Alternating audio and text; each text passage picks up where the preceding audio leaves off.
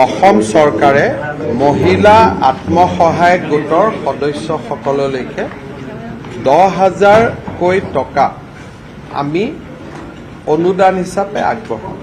ইয়াৰ ইতিমধ্যে ইলেকশ্যনৰ আগত সবেই প্ৰপত্ৰ পূৰণ কৰিছিলে আৰু ইয়াৰ এতিয়া অনুসন্ধান চলি আছে। আৰু মই যিমান দূৰ জানো প্ৰায় 35 লাখ মহিলাই 10,000কৈ টকা পাব, তাৰমানে 3,500 কোটি টকা। আৰু এই 10,000 টকা ঘূৰাই দিব নালাগে। এতিয়া নেটফিয়ে যদি ইয়াৰ ভিতৰত যিসকল বিচাৰে তেওঁলোকক যদি 15,000 টকাৰ এটা লোন দিব পাৰে, তেতিয়াহ'লে মহিলাসকলে 25,000 লগ লাগি কিবা এটা ভাল কাম কৰিব পাৰিব। বা এই বছৰ যদিও নিদিয়ে, আমি অহা 10,000 টকা যিসকলে ভাল কাম কৰিব তেওঁলোকক আমি পিছত আৰু 15,000 দিম। তেতিয়া যদি নেটফিয়ে লগত 10,000 টকা এটা লোন দিব পাৰে, তেতিয়া মহিলাখিনি উপকৃত হ'ব। কিন্তু নেটফি ইমান ডাঙৰ অনুষ্ঠানো নহয় যে সকলোকে দিব পাৰিব। গতিকে আমি গোটেইকেইটা নেটফি আৰু বেলেগ বেংকসমূহৰ লগতো কথা পাতি আছো যে চৰকাৰৰ টকাখিনিতো সুদো দিব নালাগে, ঘূৰাই দিব নালাগে, অনুদান হ'ব। কিন্তু তাৰ লগত আপোনালোকেও যদি লোন এটা দিব পাৰে, তেতিয়াহ'লে মহিলাখিনিয়ে নিজৰ ভৰিৰ ওপৰত নিজে থিয় হ'ব পাৰিব। এইটো এটা আমাৰ ডাঙৰ প্ৰগ্ৰেম এটা আমি চিন্তা চৰ্চা কৰি আগবাঢ়ি গৈ আছো। প্ৰথমতে মোক 10,000 টকাটো দি ল'ব দিয়ক, তাৰ পিছত আমি বাকীখিনি পৰ্যায়ত।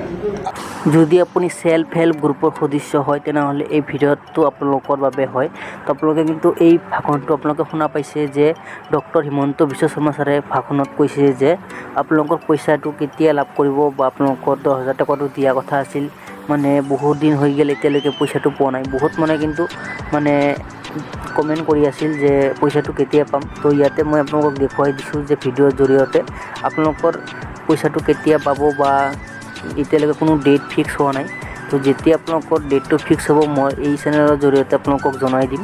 তো আপোনালোকে ভিডিঅ'ৰ মাধ্যমত শুনা পাইছে যে এই বছৰত নহ'লে নেক্সট 25ত আপোনালোকে এই পইচাখিনি আপোনালোকে লাভ কৰিব।